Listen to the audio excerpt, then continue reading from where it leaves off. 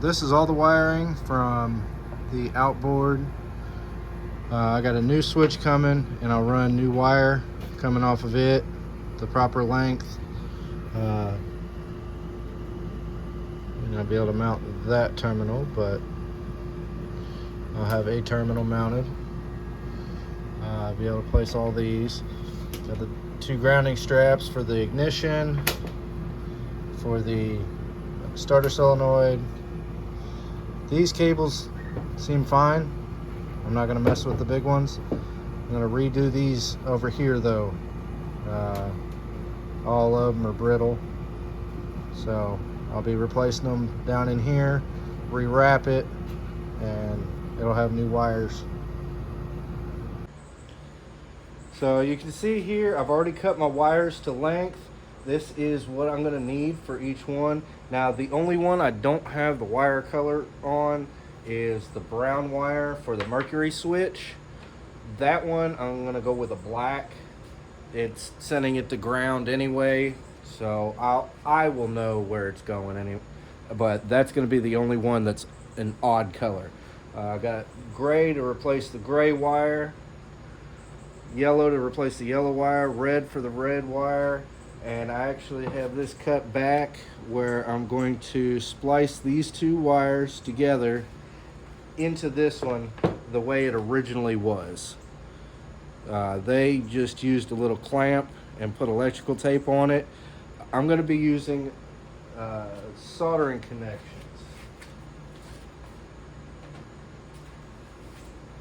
These right here.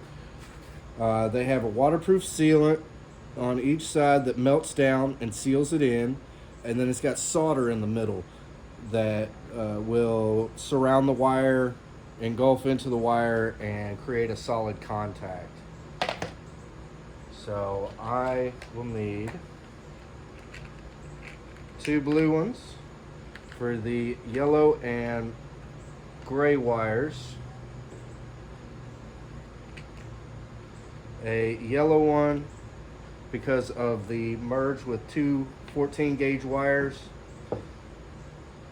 Inside of that, it's going to need just a little more in there, and then the ground wires for the ignition and the starter. I've got wires cut for those as well. I will be using waterproof ring terminals, about sized like so, and then I have marine grade wire insulation, the slip-on shrink tubing that I'll be putting on to overtop all my connections, and that's just to make sure they're nice, secure, waterproof, won't have to worry about them later on down the road. Now, I've already went ahead and did up these two ground strap wires, just to make sure I had everything in order. As you can see, I've got the terminal on there. I've got heat shrink tubing over top of it, so a double layer of protection there. And then this is silicone wire, insulated wire, tinned copper, which will help prevent corrosion and breakdown in water environments. Now, like I said, I've already cut all these to length, so I don't need to measure those out, but you want to make sure you got them to length properly so that you're not having a bunch of slack wire in your outboard. So we're going to go ahead and start off with this one, the red one.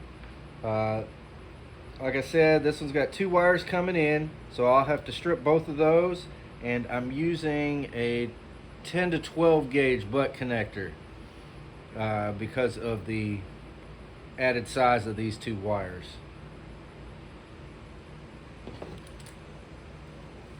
I'm going to strip the wire back about that much, maybe a hair more.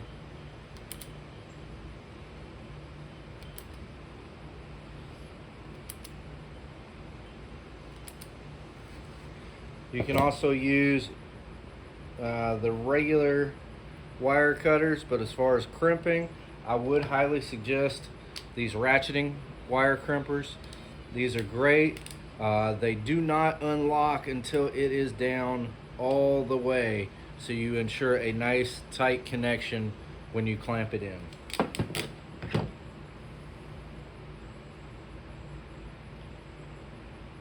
Always make sure to roll your wire. Keep it nice and stiff there. Strip these back about the same amount.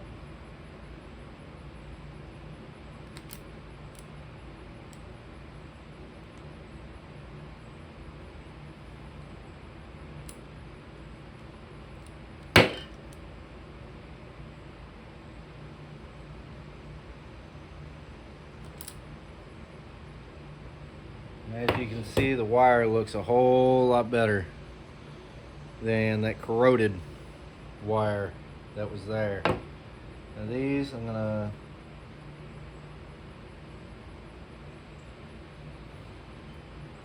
just kind of sit them next to each other. I'm not really gonna be able to get them in there and wound together because it's thicker wire.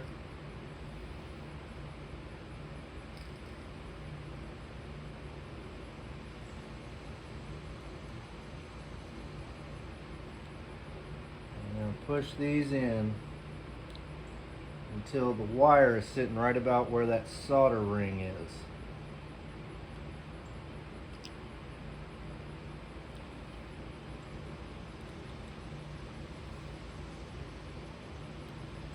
And there it is, right inside. I don't know if you can see it.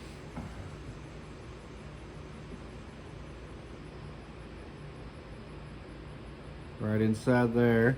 Those wires are sitting right about where that solder ring is. I'm going to go ahead and stick this one in right in that same spot. Get them all right there where the solder is. And these things are great. Go ahead and heat it up. This does a lot more pinpoint accuracy with the heating than my regular heat gun does. And I feel I'll get a more concentrated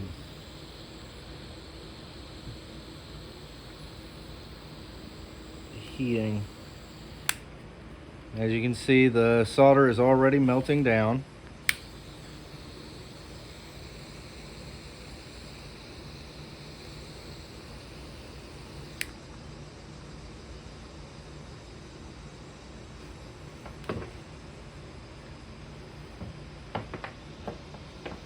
I'm gonna put it here on the table so I get a better control.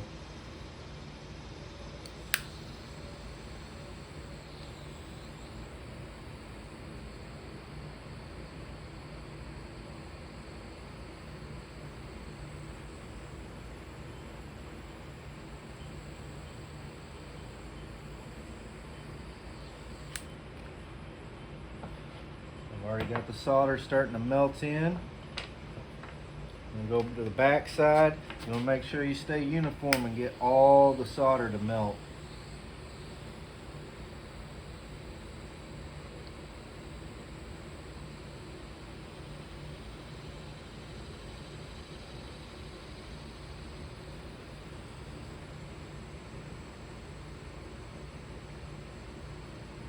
That way it all goes through the wires and basically melds them together.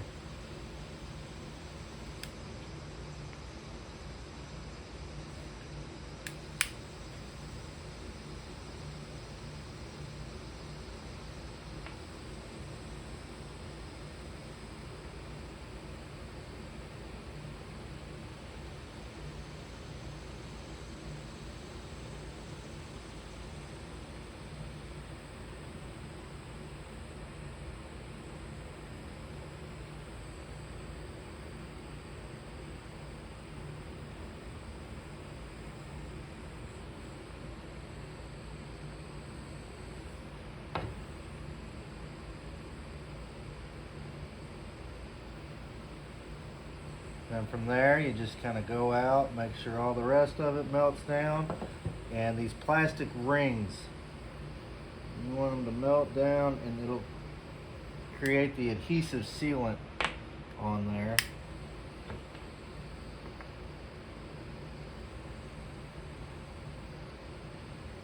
Always make sure you go from one end, or in the case of these butt connectors, from the middle, and make your way out. It'll help get out any air in there.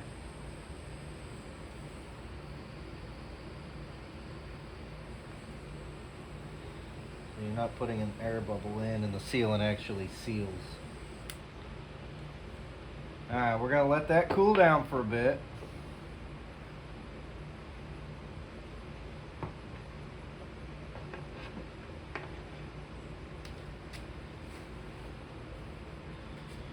And we'll come back.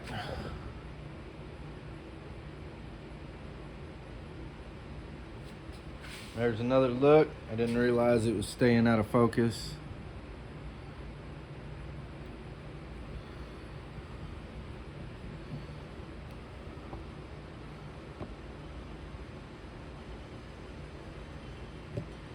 There it is, all melted. Nice solder in there, and then you make your way out from that point to seal on the wires. And then after this cools down, I'm going to put a piece of heat shrink tubing over that will cover the whole thing and completely seal that in. And then after finishing these, we'll get some electrical tape on all that wire. All right, so I have the heat shrink tubing on there. Like I said, I'm going to start at one end.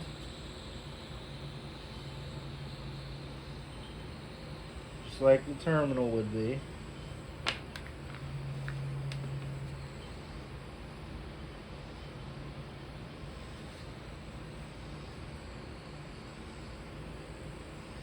And you just make your way.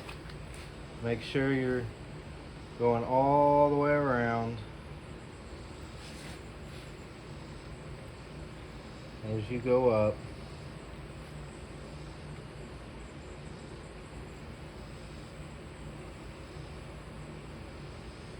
Getting all the air bubbles out of there.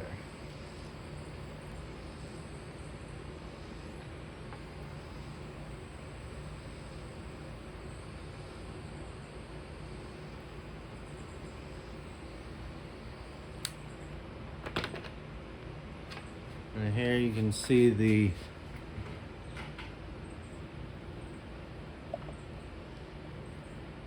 adhesive coming out of the end right there. That helps completely seal it up.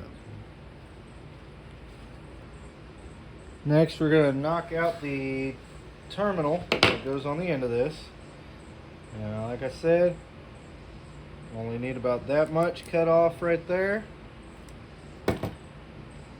Twist it. Make sure you twist it, and it helps keep all those wire strands together.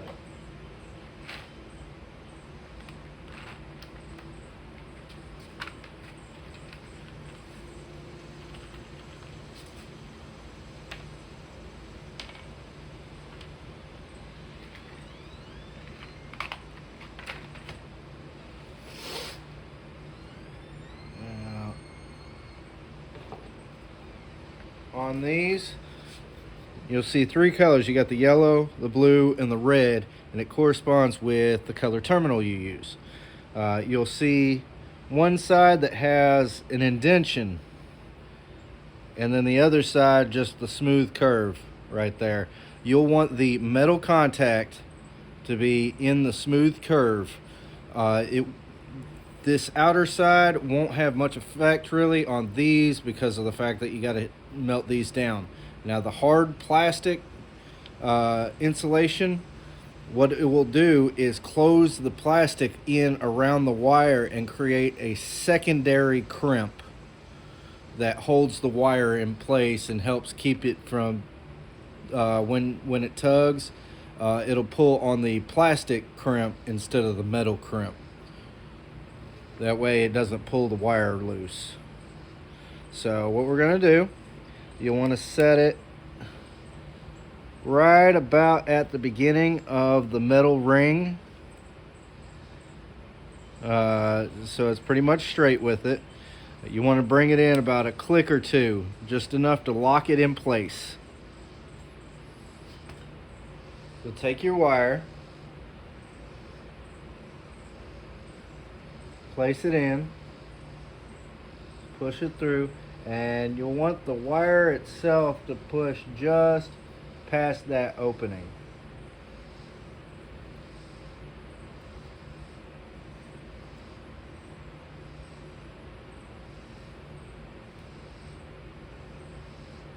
I know it's a little hard to see, but it is just past that opening. And then just hold it in place.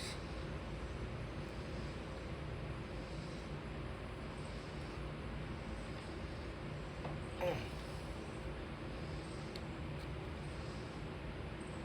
terminals are not cooperating with me.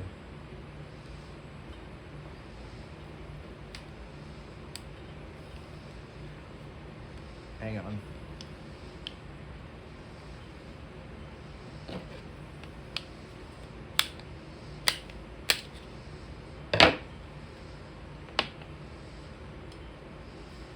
Turn it ever so slightly here.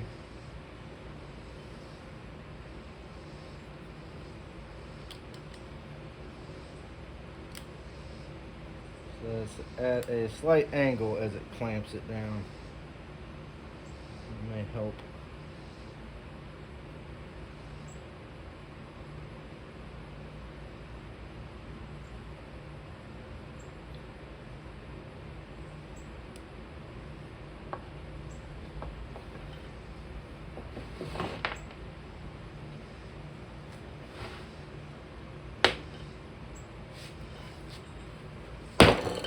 There we go. Terminal didn't want to close for some reason. But as you can see, light tug test did not work out on this one. But since it's crimped down, you can't reuse it.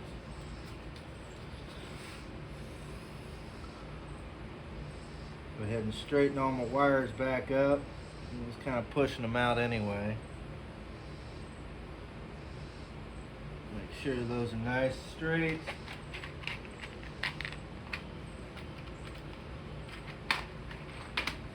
Grab a new terminal.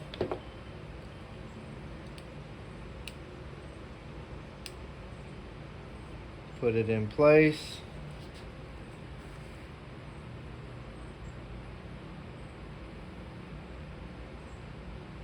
Now push that in. So the insulation goes all the way through. See, that one closed down so much better. And little tug test.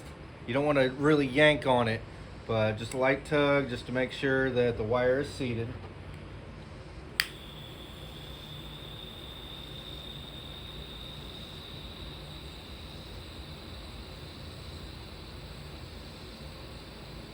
Go ahead and start heating up the terminal.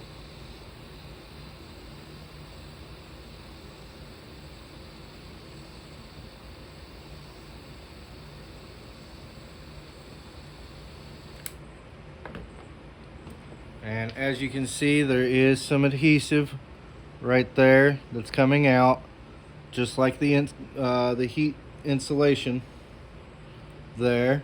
And I'm going to be putting that over this as well.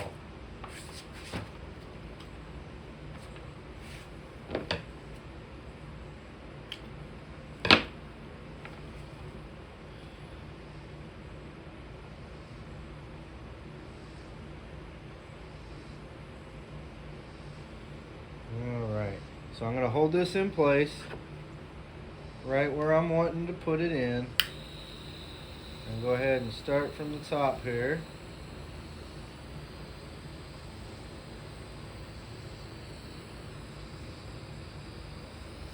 Melt that insulation down. Something else you can do, if you're able to, push the edges right there to push the adhesive out. That helps ensure it's got a better seal too. And then go ahead and finish melting down the heat shrink tubing.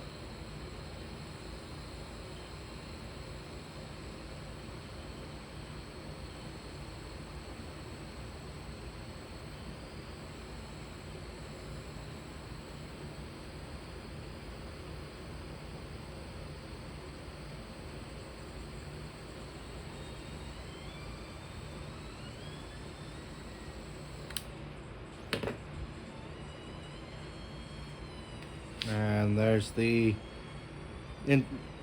adhesive pushing its way out at the end there. So you got a nice, clean, reconnected terminal. What I'm going to do is kind of fast forward through the rest of them, just to show you it as I progress through them. Basically the same setup though.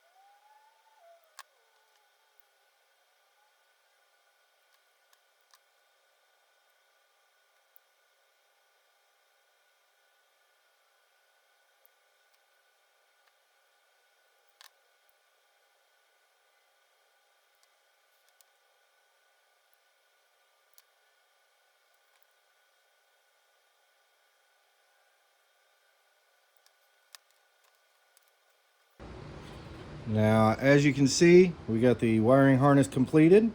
I got red electrical tape here over the red wire. I did already put the heat shrink tubing over these to help give them an extra layer of protection as well. This helps brighten these up though, and give them an extra layer against any oils, greases, fuel, and water intrusion. And then we got the 3-wire bundle here, all taped up and done. As you can see, all the terminals look real nice. And we'll get this thing hooked up after I finish the rebuild. So this last wire here has the Mercury switch on it, where it sends it to ground should the outboard be over tilted, or it ends up the boat capsizes or anything, and it'll shut off the ignition completely. It'll send it to ground. But we're gonna go ahead and rewire this. I got a brand new Mercury switch. Well, it's not new, but new to me. The wires are in a lot better shape. They're not falling apart like this one right there next to the Mercury switch. So we'll fast forward this and you'll be able to see that part get done, and we will be done with all the wiring, getting them prepped for the post outboard hookup. Also, I want to add in, I don't have any more of the blue solder waterproof butt connectors. So I'm going to show you the process on this kind as well real quick, and that way you get an idea what all you have to do for the regular waterproof butt connectors. So I'm going to go ahead and strip this. So I have the wire ready. And we're going to strip the wire on the end of my Mercury switch here.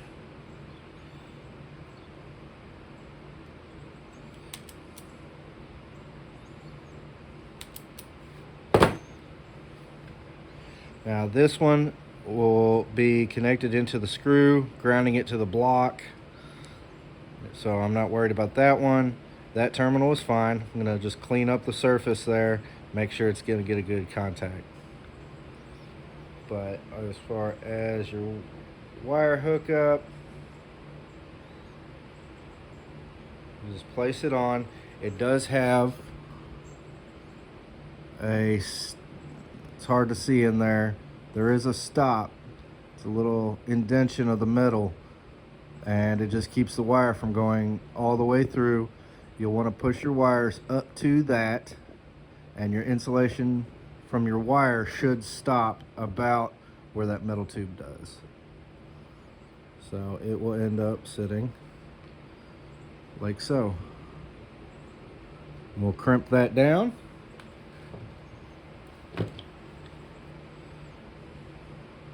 Just like before. Now you'll want to keep it to one side. This one's going to be a little different.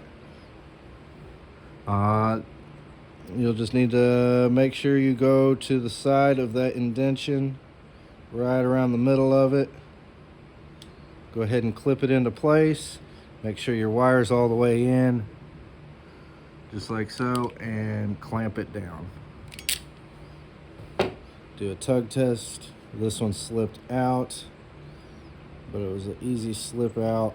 This wire is a little smaller than this connector, so I'm going to go ahead and crimp it with the red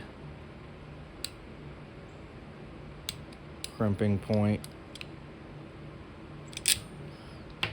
just to make sure that it's all the way down. The other side, I'm using the 14 gauge as well, so it will crimp with your blue point, the middle one. But you'll take your heat gun,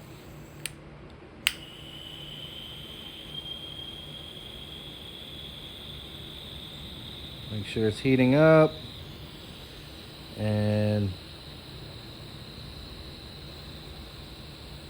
just like so.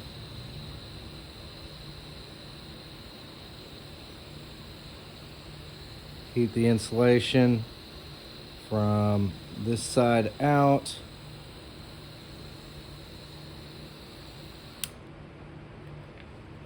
And it spits out a little bit of adhesive. I know it's hard to see. Spits out a little adhesive around it to seal that. And then I'll be putting heat shrink tubing over this as well.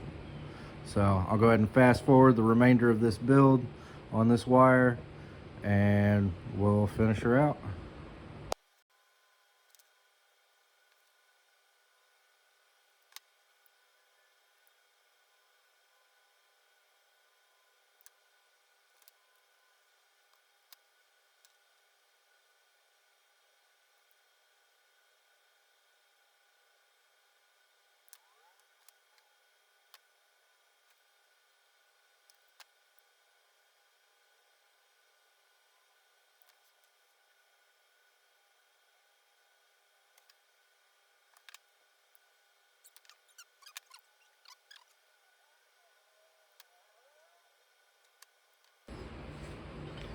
All right, so we are now finished.